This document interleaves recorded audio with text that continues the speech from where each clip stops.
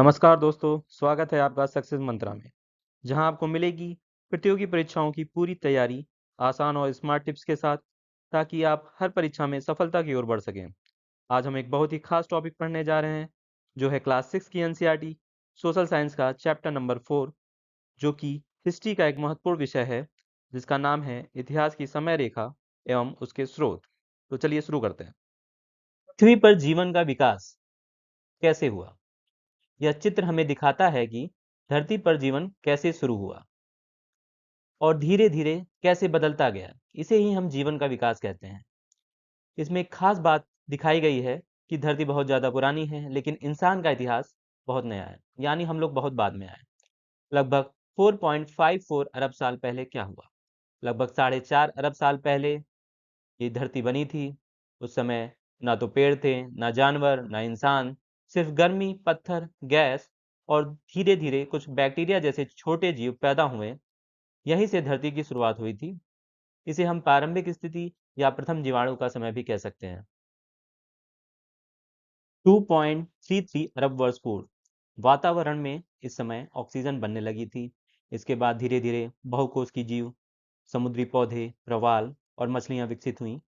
लगभग 50 करोड़ साल पहले धरती पर समुद्रों में बहुत सारे नए और जटिल जीव पैदा होने लगे।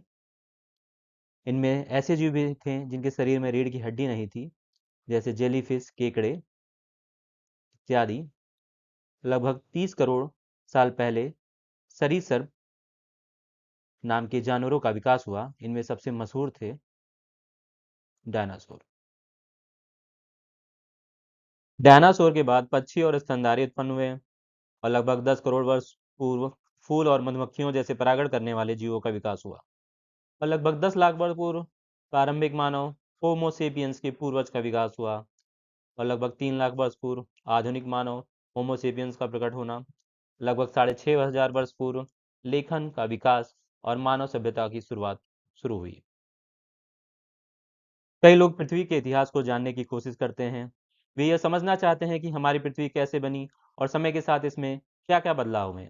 इनमें से कुछ लोग खास प्रशिक्षण लेते हैं ताकि वे पृथ्वी की सतह के नीचे छिपे रहस्यों को समझ सके। तब वे जमीन के अंदर की परतों और चीजों का अध्ययन करते हैं, तो इससे उन्हें पृथ्वी के पुराने समय के बारे में जानकारी मिलती है। इस तरह वे हमारे अतीत को भी समझने में मदद करते हैं। पहला है भूविज्ञानी। सोचो कोई ऐसा वैज्ञानिक जो पृथ्वी की चट्टानों और पत्थरों को पढ़ता है और यह जानने की कोशिश करता है कि धरती कैसे बनी, उसके अंदर क्या-क्या चीजें छुपी हुई हैं। वह चट्टानों और खनिजों जैसे लोहा, कोयला, सोना का अध्ययन करता है। वह यह भी पता लगाता है कि पृथ्वी का इतिहास क्या है, बहुत साल पहले क्या हुआ। भूविज्ञानी धरती की कहानी पत्थरों से पढ़ता है। जीवाश्म विज्ञानी, यह वैज्ञानिक पुराने जमाने के जानवरों और पेड़ पौधों के निशानों को खोजता है, जिन्हें हम जीवाश्म या फॉसिल्स कहते हैं, जैसे डायनासोर की हड्डियां। वह यह जानने की कोशिश करता है कि पुराने जीव कैसे रहते थे और वे क्यों खत्म हो गए। जीवाश्म विज्ञानी उन जीवों की कहानी बताता है जो अब इस दुनिया में नहीं है। मानव विज्ञानी एंथ्रोपोलॉजिस्ट, यह वैज्ञानिक मनुष्य और उसके समाज का अध्ययन करता है। वह लोगों से बात करता है, उनकी परंपराएं, रहन सहन, खान पान, त्यौहार समझता है।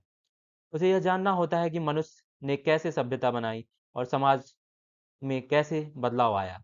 मानव विज्ञानी इंसानों की सोच और समाज को समझता है। पुरातत्व विज्ञानी आर्कियोलॉजिस्ट, यह वैज्ञानिक पुराने समय की चीजों को मिट्टी के नीचे से खोजता है, जैसे पुराने घरों के अवशेष, बर्तन, सिक्के, औजार इत्यादि। वह खुदाई करता है और इतिहास की जानकारी इकट्ठा करता है। पुरातत्व विज्ञानी मिट्टी में छुपा इतिहास खोजता है। Gregorian calendar. ग्रेगोरियन कैलेंडर क्या है? हम रोज जिस कैलेंडर का इस्तेमाल करते हैं, जैसे यह जानने के लिए कि आज कौन सी तारीख है, कब छुट्टी है या नया साल कब आएगा, उसे ही ग्रेगोरियन कैलेंडर कहते हैं। यह कैलेंडर पृथ्वी के सूरज के चारों ओर घूमने पर आधारित है, इसलिए इसे सौर कैलेंडर भी कहते हैं। इस कैलेंडर की शुरुआत सन 1582 में पोप ग्रेगरी 13वें नाम के एक पादरी ने की थी। इससे पहले जूलियन कैलेंडर चलता था, लेकिन उसमें तारीखों और मौसमों का मेल ठीक से नहीं बैठ रहा था। त्यौहार गलत समय पर आने लगे थे, इसलिए नया और सही ग्रेगोरियन कैलेंडर बनाया गया। इतिहास में समय की गणना किस प्रकार की जाती है? समय रेखा टाइमलाइन का मतलब है घटनाओं को समय के अनुसार एक लाइन पर लगाना, जैसे कि पहले क्या हुआ, फिर क्या हुआ और उसके बाद में क्या हुआ। यह एक तरीके से इतिहास की कहानी को समय के क्रम में बताने का तरीका है। सामान्य संवत पूर्व बीसीई। सामान्य संवत पूर्व बीसीई का मतलब होता है सामान्य संवत से पहले। इसका उपयोग उन घटनाओं के लिए किया जाता है जो ईसा मसीह के जन्म से पहले हुई थी। पहले ईसा मसीह पहले इसे ईसा पूर्व कहा जाता था। उदाहरण के लिए अगर कोई घटना 500 साल पहले हुई है तो उसे 500 ईसा पूर्व या 500 सामान्य संवत पूर्व कहा जाएगा। सामान्य संवत सामान्य संवत सी का मतलब है सामान्य संवत, यानी वो घटनाएं जो ईसा मसीह के जन्म के बाद हुई। पहले इसे ईसवी सन कहा जाता था। जैसे अगर कोई घटना ईसा मसीह के जन्म के 200 साल बाद हुई तो इसे 200 ईस्वी या 200 सामान्य संवत कहा जाएगा। पहला चित्र हमें बहुत पुराने समय की जानकारी देता है, जब मानव सभ्यता की शुरुआत हो रही थी। लगभग 3 लाख ईसा पूर्व में प्रारंभिक मानव का उद्भव हुआ। ये लोग जंगलों में रहते थे, शिकार करते थे और पत्थरों के औजार बनाते थे।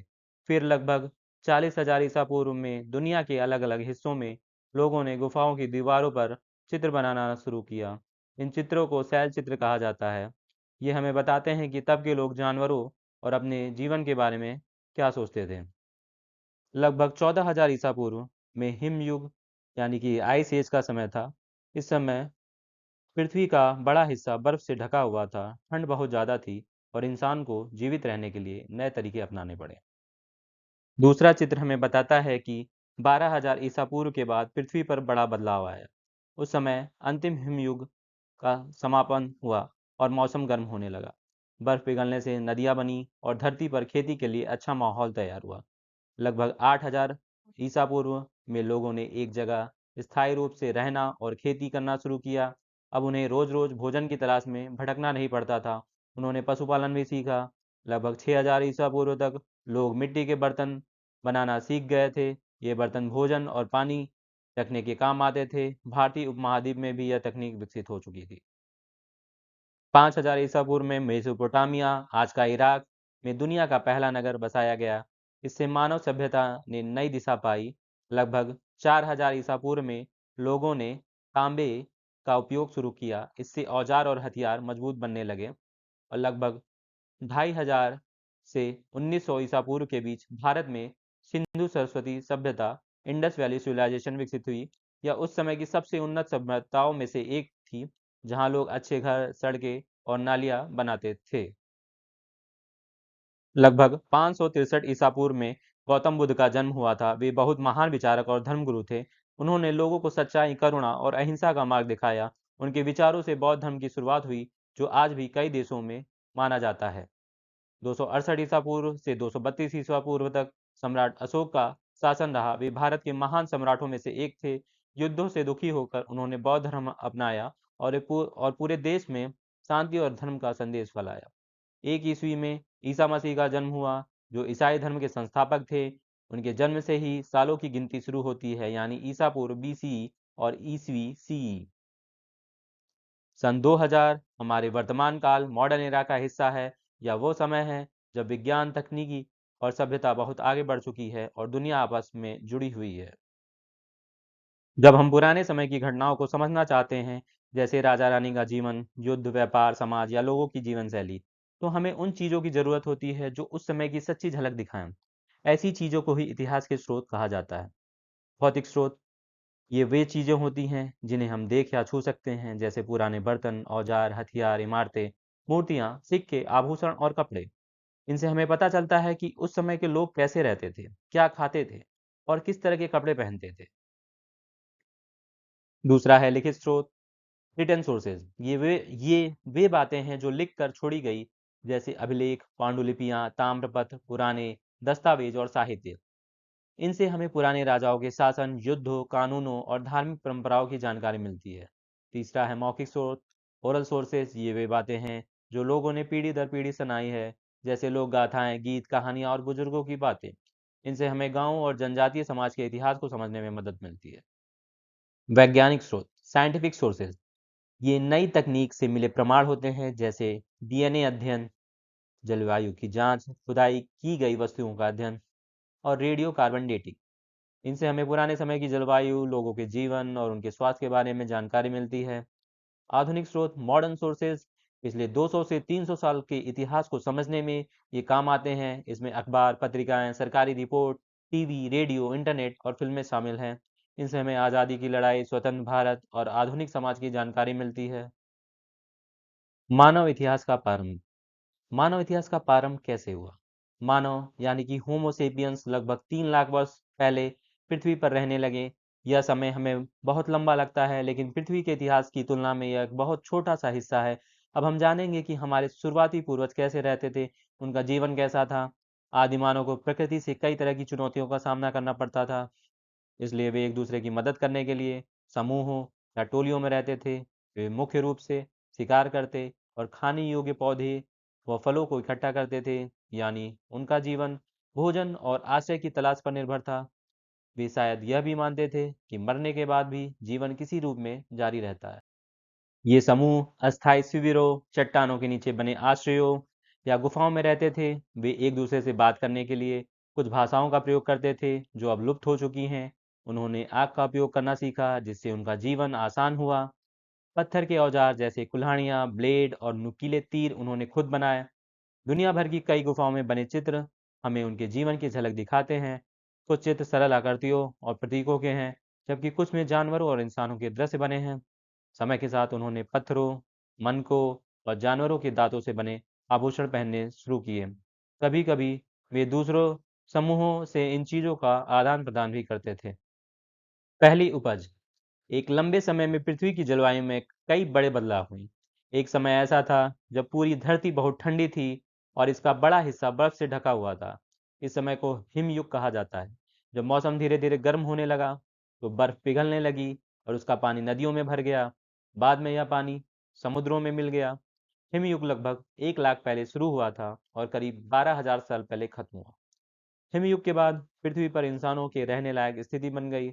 अब लोग एक जगह पर बसने लगे और अनाज उगाने का काम करने लगे।